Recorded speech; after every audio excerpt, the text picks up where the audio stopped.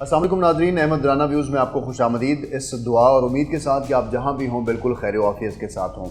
नाज़रीन, तहरीक लब्बैक पाकिस्तान के हवाले से बहुत अहम डेवलपमेंट हुई है और तहरीक लब्बैक पाकिस्तान को हुकूमत ने बैन करने का फ़ैसला बाकायदा कैबिनेट के डिसीजन के बाद अप्रूव कर दिया है, जिसका मतलब ये है कि तहरीक लब्बैक पाकिस्तान, जिसको 15 अप्रैल 2021 को बैन किया गया था इंटीरियर मिनिस्ट्री की जानिब से और एंटी टेररिज्म एक्ट के क्लॉज के तहत उनको बैन किया गया था, उनके पास एक चांस था कि वो दोबारा से इंटीरियर मिनिस्ट्री को अप्लाई करें और ये कहें कि प्लीज़ हमारा मुकदमा जो है या हमारा केस रिव्यू करें। तो जब तहरीक लब्बैक पाकिस्तान का केस रिव्यू किया गया तो इस केस को रिव्यू करने के लिए जो मिनिस्ट्री ऑफ इंटीरियर है और जो हमारी मिनिस्ट्री लॉ की है, इन दोनों के नुमाइंदगान ने बैठकर इस सारे केस को टेक्निकली भी और बाय लॉ भी रिव्यू किया। और आज जबकि बहुत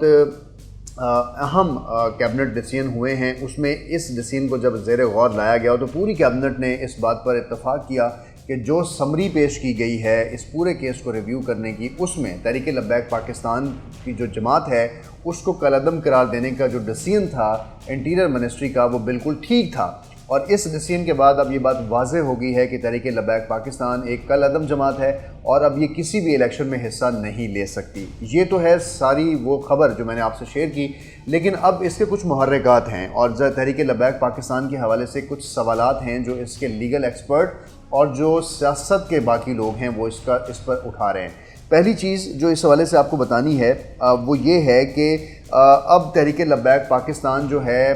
जब इसको कैबिनेट की तरफ से भी बैन कर दिया गया तो हुकूमत का अब प्रॉपर डिसीजन आ गया है कि हमने इनका केस रिव्यू किया है, जो कि एक लास्ट लॉ की ऑप्शन थी, उसके बाद भी उनको हम कलअदम करार देते हैं। अब लॉ मिनिस्ट्री कैबिनेट के इस डिसीजन को लेकर जाएगी इलेक्शन कमीशन ऑफ पाकिस्तान और वहाँ जाके वो इनको ये कहेगी कि जो इलेक्शन कमीशन ऑफ पाकिस्तान ने तहरीक लब्बैक पाकिस्तान को करेन का निशान अवार्ड किया हुआ है, करेन का निशान दिया हुआ है, जिस पर वो अपनी सियासी जमात के तौर पर किसी भी कॉन्स्टिट्यूंसी ऑफ पाकिस्तान में इलेक्शन लड़ रही है या लड़ चुकी है या जो उनके नुमाइंदगान इस पार्टी से इलेक्शन लड़ के बैठे हैं, उन सबको कलअदम करार दिया जाए। आपको वाज़ेह करूं कि जो सूबाई असम्बली सिंध है वहाँ पर 3 जो सूबाई मेंबर हैं वो तहरीक लब्बैक पाकिस्तान के वोटों से वहाँ बैठे हैं। इसी तरह जब इलेक्शन हुए 2013 और उसके बाद 2018 तो तहरीक लब्बैक पाकिस्तान की एक बड़ी मेजॉरिटी है जो लोग इनको वोट देते हैं, एक बड़ा मैंडेट है जो पाकिस्तान की गलियों और मोहल्लों और इलाकों में इनको सपोर्ट कर रहा है। और अब इनके तमाम सपोर्टर्स जो हैं आज गमगीन भी होंगे और परेशान भी होंगे। तो जो आज से कुछ दिन पहले की एक अपडेट है इस मामले से जुड़ी, वो आपको बताऊं कि जो साद रिजवी हैं, जो इस वक्त के लीडर हैं तहरीक लब्बैक पाकिस्तान के, उनको हुकूमत पाकिस्तान ने 12 अप्रैल को उस वक्त हिरासत में लिया था लाहौर के वहादत रोड से, जब वो किसी जगह से आ रहे थे और उनको इसलिए पकड़ा गया कि 20 अप्रैल 2021 को साद रिजवी ने एक हड़ताल की कॉल दी थी और ये कहा था कि फ्रांसीसी सफ़ीर को बेदखल कर दिया जाए पाकिस्तान से। और ये मुआहदा हुकूमत के साथ नवंबर 2020 से चल रहा था, जो कि फरवरी तक 3 माह की मोहलत हुकूमत को दी गई थी तहरीक लब्बैक पाकिस्तान की जानिब से। लेकिन 20 फरवरी 2021 की इस मोहलत को बढ़ाकर फिर हुकूमत ने अप्रैल तक ले गए थे और 20 अप्रैल जो है एक डेड लाइन थी कि आप 20 अप्रैल तक फ्रांसीसी सफ़ीर को बेदखल कर देंगे। बहुत दफ़ा सोचा गया, समझा गया कि फ्रांसीसी सफ़ीर को अगर बेदखल करते हैं तो बहुत से मामलात हैं जो हुकूमत को चैलेंज होगा, तो हुकूमत ये शायद नहीं करना चाहती थी और हुकूमत ये चाहती थी कि अब जो वक्त लिया गया है तहरीक लब्बैक पाकिस्तान से दोबारा से ये प्रोटेस्ट ना करे। इस वजह से तहरीक लब्बैक के जो कायद हैं मौजूदा साद रिजवी, उनको गिरफ़्तार कर लिया गया। उनको गिरफ़्तार करने के बाद मुल्क में एक ऐसा तमाशा हुआ, मुल्क में ऐसी हंगामा आराई हुई, एक ऐसी सूरत हाल थी जहाँ पर तहरीक लब्बैक पाकिस्तान के भी कारकुनान और पुलिस के भी जवान जो हैं, दोनों जानिब से, मैं उनको शहीद इसलिए कहूँगा कि दोनों मुसलमान हैं, अपने अपने मैंडेट पर वो लड़ाई एक दूसरे से लड़ रहे थे और बहुत से लोग ज़ख्मी भी हुए। अब जबकि हुकूमत ने इस सारे मामले पे 15 अप्रैल को तहरीक लब्बैक को बैन कर दिया, तो बैन करने के बाद जो साद रिजवी हैं उनका अरेस्ट भी डिले कर दिया। लेकिन थोड़े दिनों बाद इसी अप्रैल के महीने में हुकूमत और तहरीक लब्बैक पाकिस्तान के दरमियान ठन गई और प्रोटेस्ट ख़त्म कर दिया तहरीक लब्बैक पाकिस्तान ने, इस शर्त के साथ कि साद रिजवी को आप रिहा कर देंगे। लेकिन ऐसा नहीं हुआ। साद रिजवी को आज से 3 दिन पहले जब लाहौर हाई कोर्ट ने उनका केस सुना और ये हुक्म दिया गवर्नमेंट को कि उनको रिहा कर दिया जाए, لیکن اس ڈسکشن میں جو اس کمرہ عدالت میں ہوئی اس میں ایک آرگومنٹ بڑے واضح طور پر رکھا گیا اور یہ کہا گیا کہ جو پلی حکومت کی جانب سے کہی گئی ہے عدالت کے سامنے کہ انہوں نے نقص امن میں اپنا حصہ ڈالا ہے یا انہوں نے عوام کو تنگ کیا ہے اور انہوں نے جلاؤ گھیراؤ کیا ہے، پولیس کے کچھ لوگوں کو انجری ہوئی ہے اور کچھ شہادتیں بھی ہوئی ہیں، تو اس کا سارا ملبہ جو ہے تحریک لبیک پاکستان پہ ڈالا گیا۔ لیکن تحریک لبیک پاکستان کے وکلاء یہ کہتے ہیں کہ اس ساری ریپٹیشن کے اندر حکومت کی جانب سے جو ایلیگیشن لگایا گیا اس میں یہ مینشن نہیں کیا گیا کہ تحریک لبیک پاکستان کے کتنے لوگ اس جلاؤ گھیراؤ میں زخمی ہوئے ہیں اور وہاں سے کتنے لوگ شہید ہوئے ہیں۔ اب یہ جو سارا معاملہ لے کر تحریک لبیک پاکستان کے جو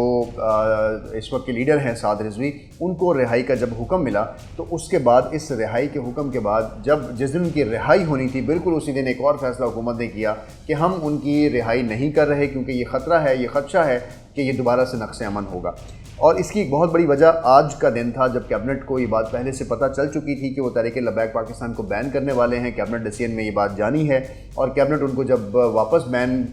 کر دے گی تو پھر دوبارہ سے سعد رضوی کیونکہ عوام کے درمیان ہوں گے تو دوبارہ سے عوام کو مشتعل نہ کریں۔ تو اس ساری چیزوں کی کڑیاں اور ساری ہسٹری جو میں نے آپ سے شیئر کیا ہے ان کے سارے کے تانے بانے آپس میں ملتے ہیں۔ تو یہ سارا معاملہ اب ایک طرف کہ یہ ہو چکا ہے لیکن اس کے ہونے کے بعد کچھ اثرات ہیں اور پہلا جو اثر ہے وہ پارلیمنٹ کے اوپر ہوگا کیونکہ وہ نمائندگان جو اس وقت تحریک لبیک پاکستان کے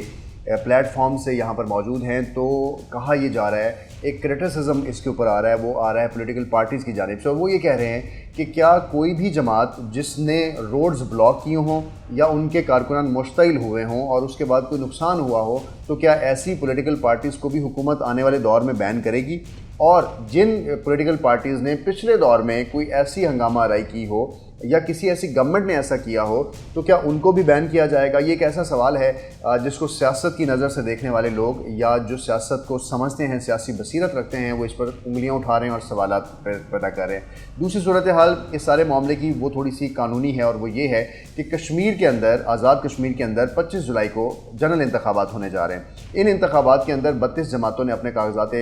نامزدگی جمع کروائے تھے اور 32 جماعتوں کو سلوگنز اور آئیکنز بھی ایشو کیے گئے ہیں۔ اس کے اندر جو کرین کا سلوگن ہے، آئیکن ہے، انتخابی نشان ہے، وہ تحریک لبیک پاکستان کو بھی دیا گیا ہے، جبکہ آزاد کشمیر کا جو لا ڈویژن ہے اور آزاد کشمیر کا جو ہوم ڈپارٹمنٹ ہے وہ آلریڈی اینٹی ٹیررزم ایکٹ 2014 کے تحت اس کو فرسٹ اسکیجول میں داخل کر چکا ہے تحریک لبیک پاکستان کو۔ تو جب ان کی اس لسٹ میں آلریڈی تحریک لبیک پاکستان جو ہے وہ اینٹی ٹیررسٹ ایکٹ کے مطابق اس کو ایک لسٹ دی جا چکی ہے، اس کو فرسٹ اسکیجول میں رکھا جا چکا ہے اور ایسی جماعت جو فرسٹ اسکیجول میں ہو وہ الیکشن میں حصہ نہیں لے سکتی۔ تو قانونی پہلو یہاں پر یہ ہے کہ جو آزاد کشمیر کے اندر 32 جماعتیں الیکشن لڑنے جا رہی ہیں اس میں تحریک لبیک پاکستان بھی شامل ہے، جبکہ آزاد کشمیر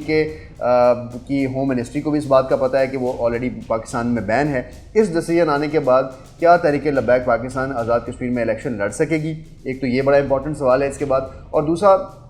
جو اہم نقطہ ہے وہ یہ ہے کہ جو تحریک لبیک پاکستان ہے اس کے آلریڈی 3 صوبائی ممبرز اس وقت سندھ اسمبلی میں بیٹھے ہیں اور جو اگلا 2023 کے الیکشنز آ رہے ہیں اس میں اس کا کیا اثر رسوخ ہوگا۔ ان ساری چیزوں کے بعد ایک سوال یہ بھی پیدا ہو رہا ہے اور شاید اس میں پلاننگ آلریڈی چل رہی ہے کہ تحریک لبیک پاکستان کیا نئے ناموں کے ساتھ، کیا کسی نئے نام کے ساتھ ایک نئی سیاسی جماعت کے طور پر رجسٹرڈ ہوگی اور جو ان کے قائدین ہیں ان کے بھی بائی نیم جو ہے ان پر پابندی عائد کی گئی ہے، یا جماعت کو اب کون لیڈ کرے گا۔ یہ ساری صورتحال کے بعد اس وقت حکومت اور تحریک لبیک پاکستان اور کچھ سیاسی حلقے اور کچھ اور سرکلز اس سارے فیصلے کو بہت سارے نقطوں کے ساتھ، بہت سارے کویسچنز کے ساتھ دیکھ رہے ہیں۔ بہرحال ہماری کوشش تھی کہ اس کے ساتھ جڑے تمام نکات، تمام اس کے اثرات چاہے وہ سیاسی ہوں چاہے وہ قانونی ہوں، ہماری کوشش ہے کہ پاکستان پھلے پھولے اور اچھی ڈیولپمنٹ کے ساتھ آگے بڑھے اور آپ کے ساتھ ہم اپنی سچائی اور حقائق کو شیئر کرتے رہیں تاکہ آپ خود فیصلہ کریں۔ دیکھتے رہیے AR ویوز اور اپنا رکھیے بہت سا خیال۔